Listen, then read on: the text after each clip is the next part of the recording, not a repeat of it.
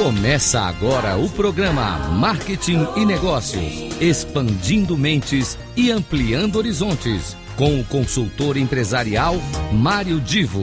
Apoio Cultural, Associação Brasileira de Marketing e Negócios.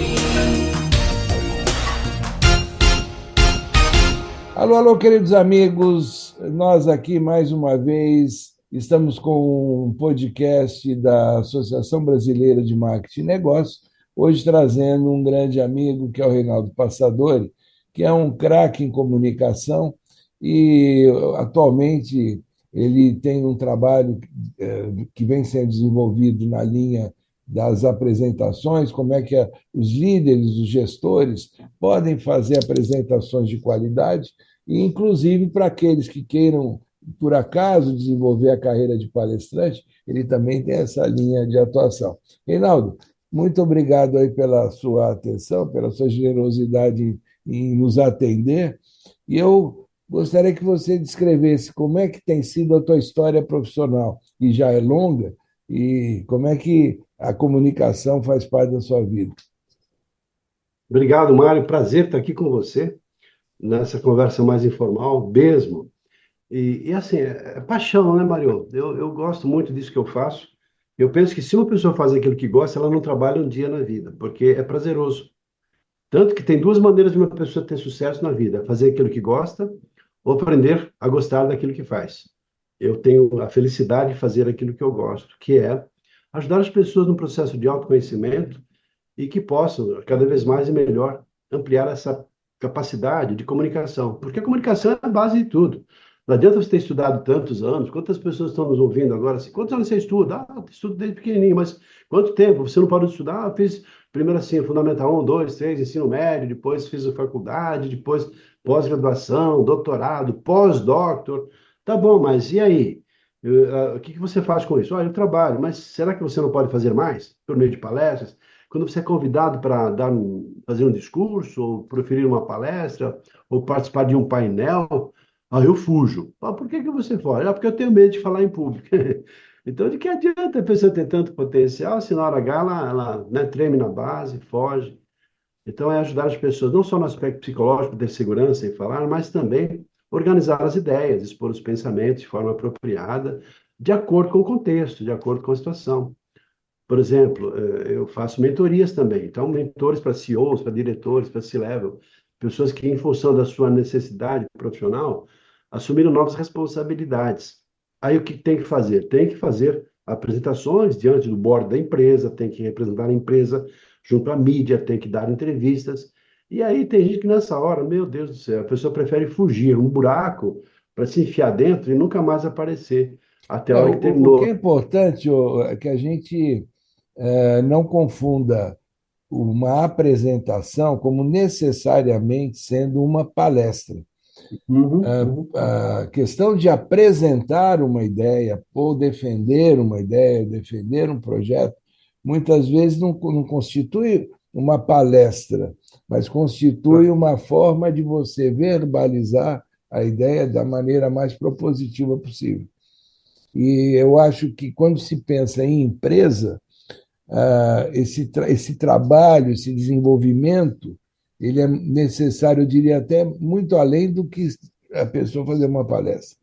É a pessoa ter a capacidade de colocar a sua ideia de uma forma inteligível para quem vai ser o outro lado, quem vai ouvir, e saber defender a sua proposição.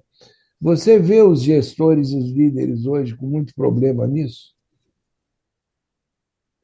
Vejo sim, e é isso mesmo que você falou, é com muita propriedade, Mário, porque mostra que tem assim, todo o conhecimento e uma experiência em relação a isso. Porque o dia a dia, a pessoa faz improvisos, a pessoa negocia, vende, ajusta, conversa, participa de reuniões, responde a perguntas, tem que dar satisfações, tem que dar feedbacks, tem que liderar. A liderança, o que é a liderança? Estabelecer critérios, pedir para que as pessoas façam, ter um problema de relacionamento.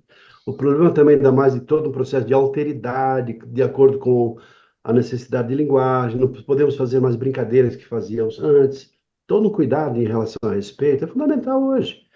E se a pessoa não tem essa visão, essa percepção, e simplesmente vai fazer do jeito dela, pode ser que a impressão que ela cause não é das melhores. porque hoje tem que ter todo um cuidado em relação a... E também o que você falou, aquilo que você fala tem que ser inteligível, tem que ser claro. Um exemplo pequeno, estou fazendo aqui um trabalho, um mentorado, não vou dizer o nome da pessoa nem da empresa, mas é uma pessoa que tem assim um alto nível dentro da organização. Só que a fala dele é muito enrolada. Não é só em apresentações, é no dia a dia, no conversa, no contato com as pessoas. Tanto que ele está fazendo essa mentoria, por quê? Então, o que que eu fiz com ele? Bom, ele falava uma coisa, dava uma volta, dava um nó, a ideia era truncada. Eu falei, olha, é o seguinte, pode parar tudo, vamos começar de novo? Tenta primeiro, assim, além disso, prolixo. Falava demais. Que tal você reduzir tudo que você falou em 5 minutos em 1 minuto? Ah, mas eu vou deixar de falar muita coisa. Sim, mas vai falar o essencial. O importante é entender o que você quer me dizer. Eu apenas queria que eu prestasse atenção, porque essa informação vai ser útil para eu fazer uma coisa. Então, depois ele experimentava. Em 1 minuto. Ah, já passou 1 minuto. De novo, em 1 minuto. Eu quero em 1 minuto. Ele percebia que ele conseguia transmitir essa informação em 1 minuto. Bom, mas aqui deixei de falar um monte de coisa. Tudo bem, mas aquilo que você queria dizer eu entendi. O essencial você transmitiu. E depois, assim, ele dava muitas voltas. Então, sugeri para ele o seguinte: que tal você fazer uma apresentação usando uma técnica, um recurso importante, que é chamado roteiro do repórter? Como assim, roteiro do repórter? Não vou ser repórter. Eu nem vou fazer. Não, mas não é isso. É para facilitar no dia a dia a sua relação com as pessoas. Se você está numa reunião, vai dar um feedback, vai conversar, então é importante você ter isso, né? E essa coisa, claro que você não vai usar isso dessa maneira, mas você pode, por exemplo, usar esse roteiro. O que que é esse roteiro do repórter? Muito simples, é a famosa técnica 5W2Hs. Como assim? Bom, como já é uma das perguntas. Então, é when, what, where, ou seja, 5W significa, do inglês, que significa no nosso idioma, quem, quando, onde, como, por quê, para quê. Poxa, mas eu vou ter que responder tudo isso? Sim, simples perguntas que te ajudam a organizar as suas ideias. Quem? É você que está fazendo o trabalho. Quando? Onde? Como? Por quê? Para quê? E algumas outras perguntas mais específicas. Então, o simples fato de você fazer perguntas e responder as perguntas te ajuda numa linha de pensamento. E não tem como errar. Nossa, parece que ficou mais fácil, né? Então, o que que eu espero que vocês façam? Eu peço que vocês façam isso, tem que entregar esse padrão de qualidade daqui a tanto tempo. E ficou muito mais fácil. Então, ele começou a experimentar isso e a fala dele ficou limpa. Então, descobriu uma coisa tão simples e tão poderosa que é como organizar as ideias. Eu vou dar um exemplo que é o meu pessoal. Então, é o meu pessoal. Ah, antes, inclusive, de me formar na faculdade, eu dava aula em cursinhos e então tinha aquela coisa da a postura do professor. E quando eu comecei a trabalhar, me desenvolver e ter, digamos, avanços na minha carreira profissional, tendo que Certo. fazer apresentações, eu levava o vício do professor, que é tentar fazer com que a ideia seja entendida e levar à conclusão que eu tive. Ou seja, eu tentava fazer com que a plateia entendesse o processo de pensamento para chegar à conclusão. E eu comecei não só por sentir que o meu trabalho não estava sendo legal, aí eu comecei a fazer alguns cursos, me desenvolver, e cheguei à conclusão que numa apresentação você tem que inverter a coisa. Você tem que. Quando você falou da questão do repórter, eu ia dizer, é como lead jornalístico. Você Uhum. dá a notícia, e quando você dá a notícia, você mostra por que aquilo que você vai falar é importante. E aí você desenvolve, mas a plateia já captou e já se identificou com o problema. Porque senão você vai gastar um tempo das pessoas e elas vão sendo levadas a acompanhar um raciocínio que elas não sabem onde é que vai chegar. Então, eu não sei se você vai concordar, se você tem muita gente com quem você trabalha que vive esse mesmo problema. E eu vejo que da minha parte, eu vejo isso como muito frequente. Eu vejo muitas palestras em que alguém vai apresentar e quer que eu acompanhe o raciocínio ao invés de já dar o recado logo. São formas e formas. Essa, sem dúvida, é uma forma extraordinária que você usa. Dizer o que vai. Olha, só um detalhe. Como é importante assim, esses pequenos detalhes que fazem toda a diferença. Nós estamos falando de apresentações, mas como é que eu começo uma conversa? Eu posso começar com uma pergunta. Eu posso começar com um provérbio, eu posso começar contando uma pequena história, eu posso fazer uma provocação, eu posso começar com alguma coisa que choque a atenção das pessoas. Isso aqui é um absurdo que está acontecendo. É um absurdo, é legal, por isso mesmo é um absurdo tão bom que é. Aí você inverte, faz uma brincadeira, nem todo mundo tem condição, facilidade de contar uma piada, né? Tem gente que conta uma piada, esse é o meu problema. Eu conto uma piada, as pessoas choram, pelo menos provoca uma reação, né? Pelo menos não vão rir, mas pelo menos vão ter uma reação. Mas então cada um encontra algumas formas para criar quebrar esse gelo, né? Tem gente que faz uma brincadeira, uma vivência. Gente, aí assisti uma palestra ontem, achei legal, eu sempre tenho assim. E o cara chega assim num ambiente, agora vamos trazer aqui uma pessoa mais importante, não sei o quê, tá nosso fulano de tal. A pessoa entrou, meia dúzia de pessoas bateram palmas. Olha, legal, você me chamou aqui, mas eu pode pedir uma coisa? Ele fazia uma brincadeira, né? Porque era um stand-up, uma coisa. Eu vou entrar aqui, eu quero que você me apresente assim como se fosse uma pessoa muito importante. Então eu vou estar no palco, você me chamar como se fosse, sabe, essa pessoa assim, tal, tal. E vocês que estão me assistindo aqui agora, vão aplaudir que você de fato eu fosse essa pessoa importante. E o pessoal entrou na brincadeira, então, tá legal, vai lá. É assim. Ele começou, agora então nós temos o prazer e um momento tão importante, mais, ele falava do fundo do palco, mais, e agora então recebemos, tal, tal, daqui a pouco ele entrava assim, todo festivo, e as pessoas assobiando, tal, tal, e pronto. Ele fez uma gostosa brincadeira, já criou um clima, criou um ambiente legal. Então, cada caso é um caso, cada situação é uma situação, e a gente tem que ter essa maleabilidade, um pouquinho de cara de pau, e brincadeiras, divertido, para gerar. Outro ponto importante, Mário, que você deve também usar e muito, é a contação de histórias. O quanto as histórias são importantes, o quanto elas envolvem as pessoas. Ah, mas eu não vou contar história, storytelling lá do Campbell. Não, não é isso.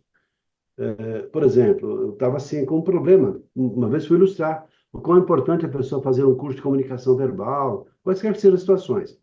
E falei assim, teve uma pessoa que participou de um dos nossos cursos, que foi o seguinte, ele contou.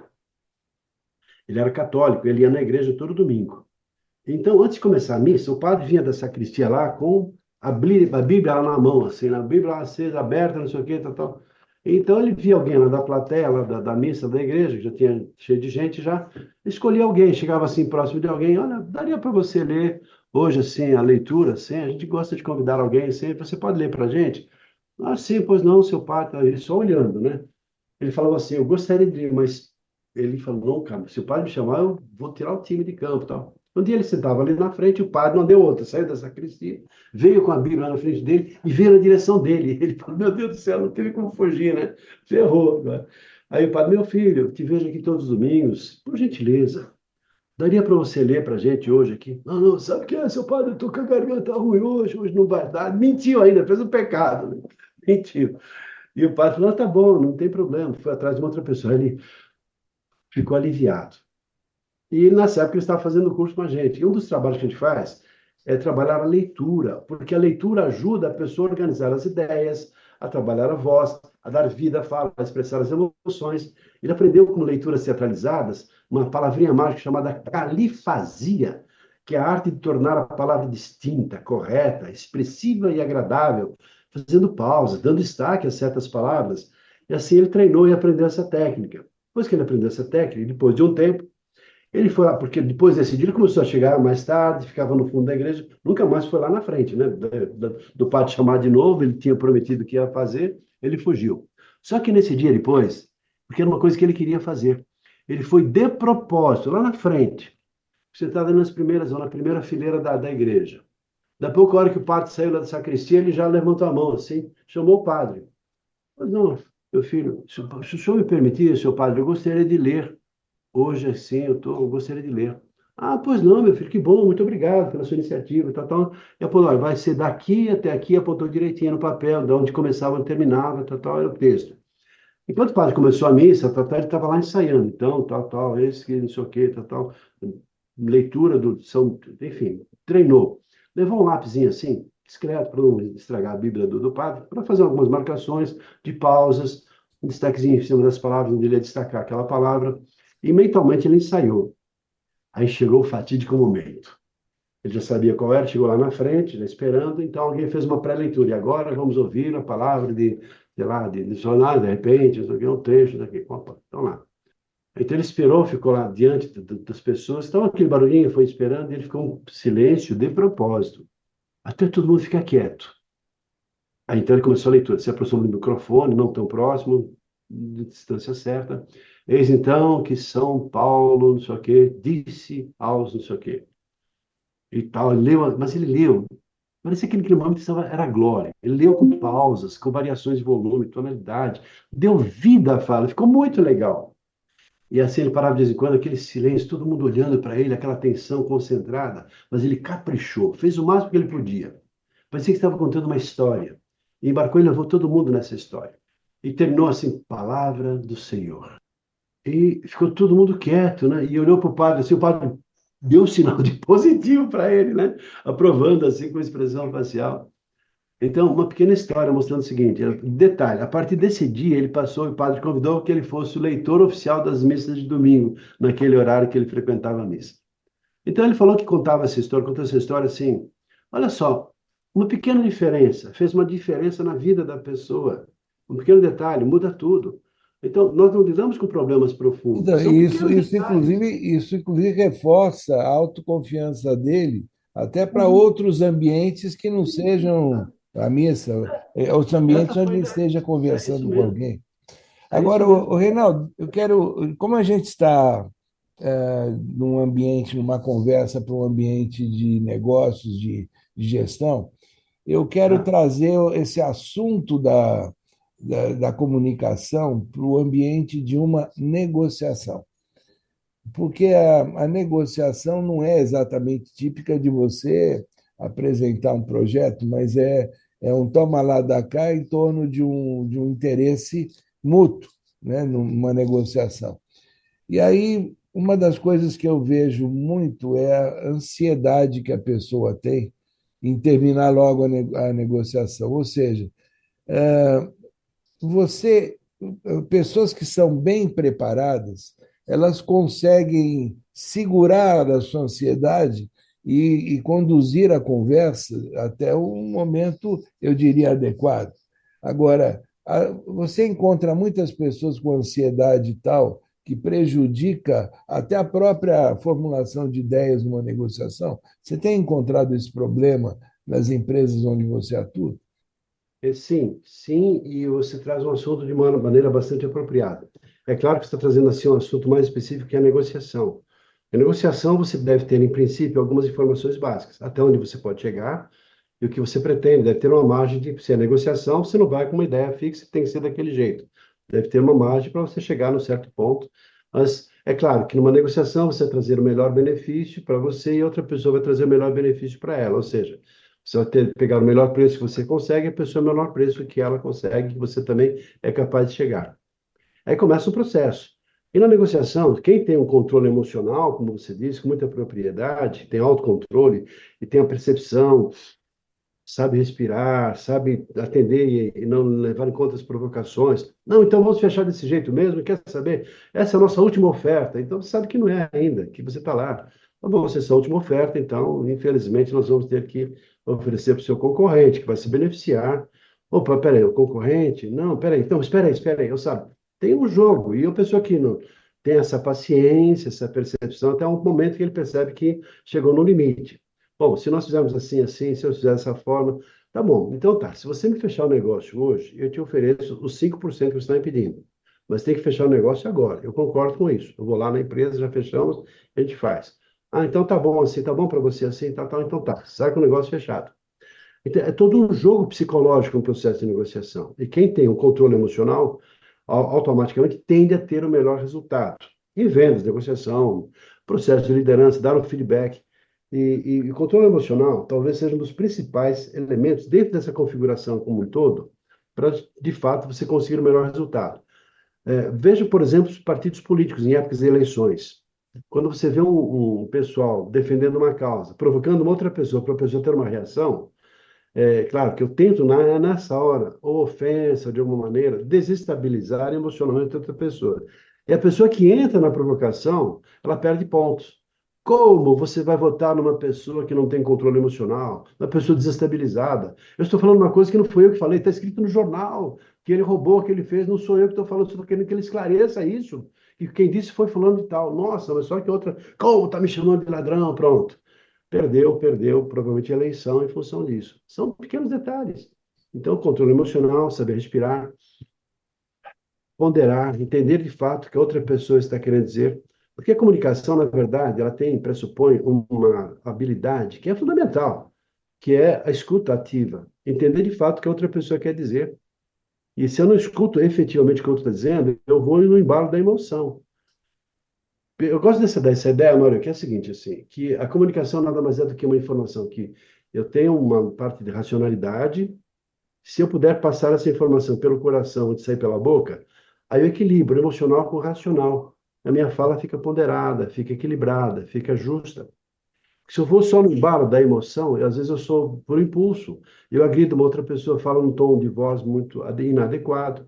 E pronto, já estraguei todo o processo. Relacionamentos acontecem, problemas muitos, não pelo que é dito, mas pela maneira como as coisas são ditas. Eles não tocam emocional, a pessoa provoca, a pessoa reage, no tom emocional, pronto. Já virou ironia, já virou agressão, já virou. Oh, mas eu disse que eu te amo. Mas de que maneira você disse isso? Aí pronto, isso instalou um problema sério e pode até atrapalhar um relacionamento, até um casamento. Bom, Mas são questões mesmo, trazendo com muita é, propriedade.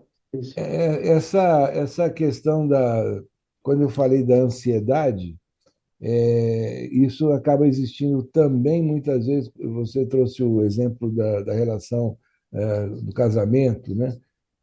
Quando eu falei da negociação, eu estava pensando no ambiente empresarial, mas vale exatamente o que você falou.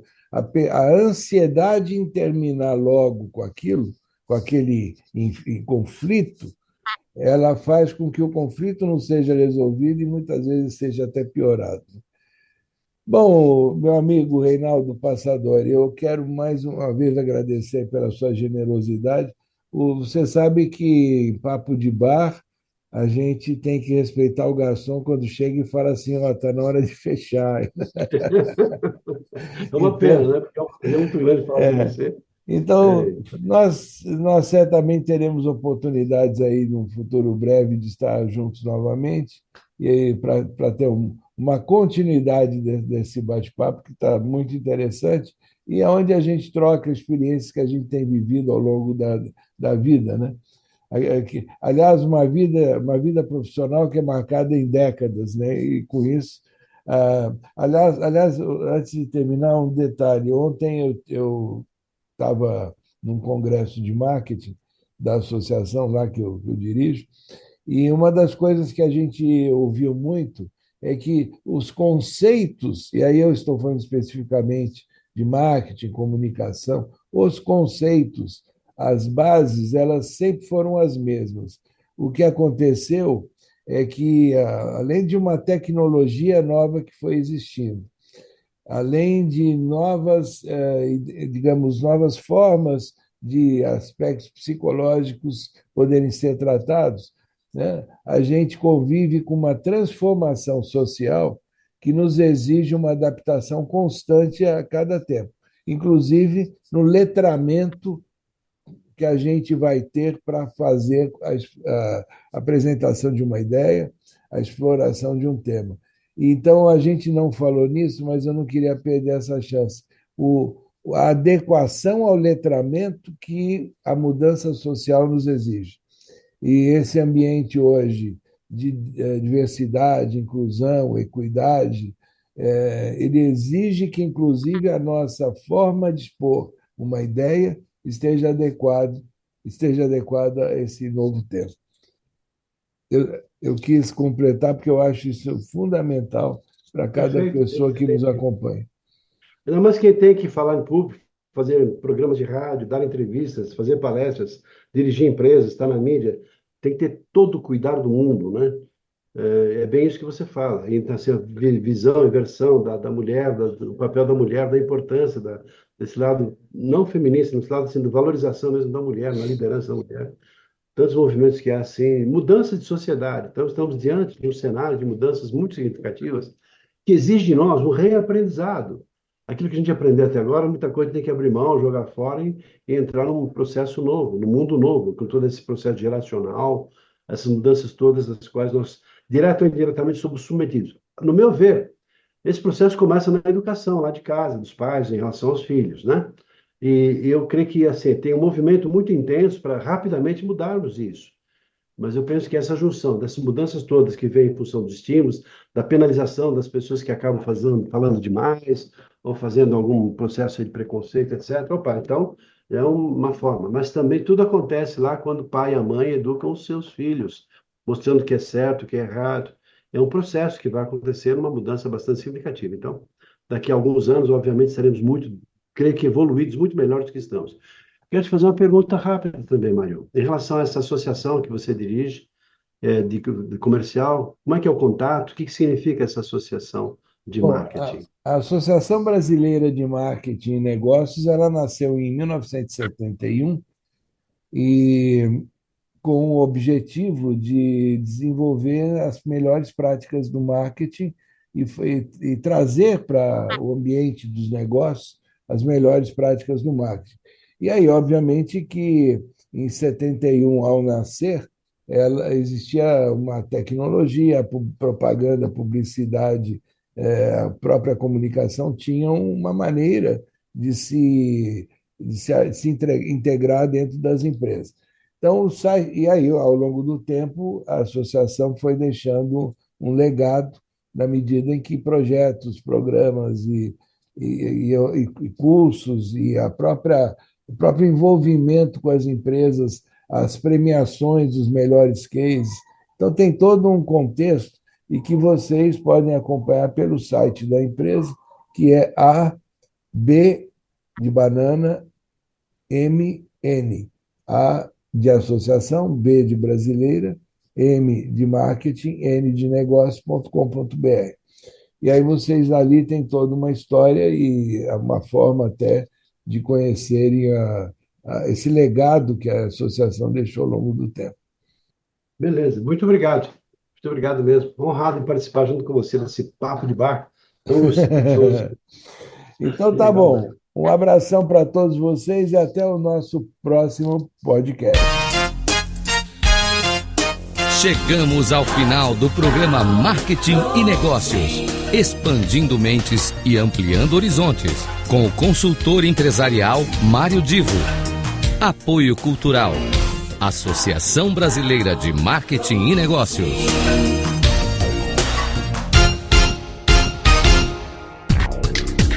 Não perca! Marketing e Negócios, expandindo mentes e ampliando horizontes, com o consultor empresarial Mário Divo. Sempre às terças-feiras, às 19 horas, com reprise na quarta, às 15 horas e na quinta, às 18 horas. Aqui, na Rádio Cloud Coaching. Apoio Cultural, Associação Brasileira de Marketing e Negócios. Acesse nosso site radio.cloudcoaching.com.br. Confira toda a programação, baixe nosso aplicativo e ouça os podcasts.